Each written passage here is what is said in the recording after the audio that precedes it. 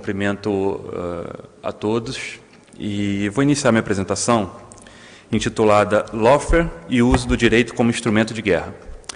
E talvez seja um conceito que poucos conhecem, estejam familiarizados. Então eu vou começar com exemplos. Durante a Guerra da Síria, um cargueiro russo chamado de nome M.V. Alaed levava um carregamento de helicópteros de guerra para o regime de Bashar al-Assad. Inconformados com isso, o Reino Unido não gostaria que esse navio chegasse ao seu destino, mas também não poderia abatê-lo ou interceptá-lo usando a força, sob pena de provocar a Terceira Guerra Mundial. O que eles fizeram? Entraram em contato com a seguradora do navio, que era britânica, e convenceram eles a retirarem o seguro do navio. E, imediatamente, o navio voltou ao seu porto de origem. O segundo exemplo, o Talibã, durante as intervenções da NATO, o Talibã passou a posicionar suas instalações mais estratégicas perto de hospitais, escolas e instalações religiosas, a fim de que isso os protegesse de bombardeios estratégicos. Resultado, a NATO foi forçada a reduzir o poderio militar aplicado, reduzir a sua eficácia em combate, quando tivesse a pequena perspectiva de haver uma possibilidade de baixa civil. Em outras palavras, o Talibã substituiu um sistema de defesa aérea simplesmente por um mecanismo jurídico. Terceiro exemplo, a partir do reconhecimento da Palestina como membro não observador da ONU, a autoridade palestina começou a ingressar com ações contra empresas na Europa que comerciavam com Israel. Isso causou tanta pressão que essas empresas foram desestimuladas a continuar seu comércio com os israelenses e, a partir daí, Israel, sentindo a pressão, foi forçado a, numa negociação, liberar algumas dúzias de prisioneiros palestinos que estavam em cativeiro. Esses exemplos mostram o seguinte: o uso do direito como instrumento de guerra. E para definir tais condutas, o conceito de lawfare foi elaborado para expressar a utilização ou abuso do direito como instrumento de guerra para obtenção de uma vantagem militar, em substituição ao meio bélico tradicional. Trata-se da união das palavras law, que é traduzida por direito ou lei, e warfare, que seria, em português, a maneira de se fazer a guerra. Essa ideia do direito sendo utilizado como instrumento de guerra não é nova.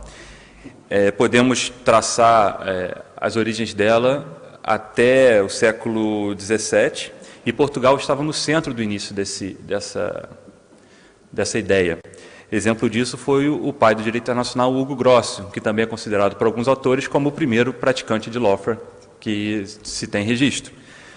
Por quê? Porque ele foi contratado pela Companhia das Índias Orientais para elaborar uma teoria que pudesse garantir a liberdade dos mares. Então, a sua obra, em 1609, Mare Liberum, conseguiu o que o poder militar holandês não teria conseguido naquela época, nunca teria conseguido, que seria garantir a soberania dos mares, rompendo a hegemonia portuguesa. O termo lawfare apareceu pela primeira vez em 1975, numa obra de John Carson e Neville Yeomans acerca de meios alternativos de solução de controvérsias, mas não havia a ligação com a vantagem militar. A ligação entre a ideia do uso do direito como arma de guerra e o termo surgiu em 2001, foi cunhada pelo general da Força Aérea, do Corpo Jurídico da Força Aérea Americana, Charles Dunlap Jr. E, a partir de então, outros autores se dedicaram a refletir sobre o tema. E, embora haja um consenso sobre o que é o fenômeno, há divergências na valoração do mesmo. Alguns consideram um fenômeno neutro. O lawfare é algo neutro, pode ser usado tanto para o bem quanto para o mal, de uma forma positiva ou negativa. Outros autores, como Susan Tiffin Brown e um projeto americano chamado The Lawfare Project, consideram uma prática nociva, que deteriora as instituições nacionais e internacionais. Por outro lado, Paul Williams considera uma prática positiva, cuja inobservância pode ser perigosa. Em geral, os argumentos a favor da prática do lawfare são no seguinte sentido: o lawfare permite se alcançar uma vantagem militar com muito menos custos e com muito menos derramamento de sangue. Por mais que seja uma desvirtuação, talvez, do intuito da norma ou da instituição, ele permite algo que fosse alcançado de uma forma que só seria alcançado com o uso da violência. 5 minutos. Alguns autores de língua portuguesa, não são muitos, eles tratam essa palavra como se fosse objetivos políticos. O lawfare, a prática do lawfare contra um adversário político, mas aqui o conceito originalmente é usado apenas como um instrumento de guerra. E qual é a diferença do lawfare, dessa prática do lawfare, e a aplicação regular e tradicional do direito? É importante deixar isso bem claro. Então não se pode usar o direito não é aplicável em instituições de guerra, ou todo uso é uma prática dessa forma finalística. A primeira distinção importante é que o direito, em síntese, ele é um fato social, constituído num conjunto de normas e condutas que disciplinam as relações sociais, a fim de prevenir e compor conflitos, proteger bens jurídicos relevantes e, em última análise, buscar justiça. Aplicação tradicional do direito regular. O lawfare, por outro lado, ele deve ser enxergado como um fenômeno estratégico, não um fenômeno jurídico. É um fenômeno estratégico com bases jurídicas, que instrumentaliza o direito e suas instituições de forma a conseguir um objetivo de cunho militar, de cunho estratégico. A finalidade é a vantagem militar, não a busca da justiça ou a proteção de um bem jurídico, exceto se for necessário ao cumprimento da missão. Nesse sentido, o lawfare é melhor compreendido e explicado pelas teorias da estratégia do que pela doutrina jurídica. Essa deve ser aplicada de forma instrumental e acessória.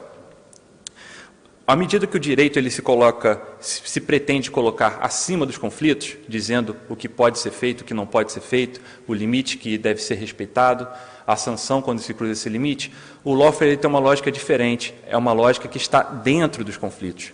Ela é usada no planejamento, na operacionalização e na solução do conflito. É papel dos generais, dos decisores políticos, dos assessores juristas, colocarem todas as opções legais disponíveis para que o lawfare seja utilizado. Embora o lawfare se aplique ao contexto de guerra, também a segunda distinção importante, ele não está restrito ao direito internacional humanitário, nem dos conflitos armados, não somente esses direitos, dos de Genebra ou de Haia, por exemplo, mas ele possui o condão de movimentar qualquer área do direito que se faça necessária, como constitucional, administrativo, privado, ambiental, financeiro, empresarial, tributário, marítimo, espacial, entre outros. Exemplo disso foi na primeira parte da operação Enduring Freedom, no Afeganistão, em que os Estados Unidos compraram todas as imagens de satélite disponíveis da região, tiraram do mercado, compraram os direitos e tiraram do mercado. Isso para evitar que essas mesmas imagens caíssem em mãos erradas, ou seja, é uma vantagem que ele não teria conseguido por outros meios, senão com o uso da força, o que seria muito mais custoso, com muito mais derramamento de sangue. E para finalizar minha apresentação, no mundo globalizado, cuja concepção de segurança é alargada, as ameaças são transfronteiriças e não convencionais, e a sociedade é cada vez mais crítica e mais reflexiva, com acesso a meios de informação instantâneos e com grande proliferação da democracia, do ideal democrático, o uso do direito como instrumento de guerra é um fenômeno cada vez mais recorrente e relevante, tendo em vista que busca dar aparência de legalidade e legitimidade a condutas que outrora só poderiam ser tomadas com o uso da força. Ao mesmo tempo, que ele apresenta uma desvirtuação das finalidades do direito, das finalidades das instituições, segundo muitos pontos de vista, é inegável o potencial de reduzir o custo e o derramamento de sangue dos conflitos violentos, que a prática do lawfare propõe. Em todo caso, independente do juízo de valor, trata-se de um fenômeno que merece ser observado atentamente, como numa nova ótica de segurança desse nosso mundo global e de risco. Muito obrigado.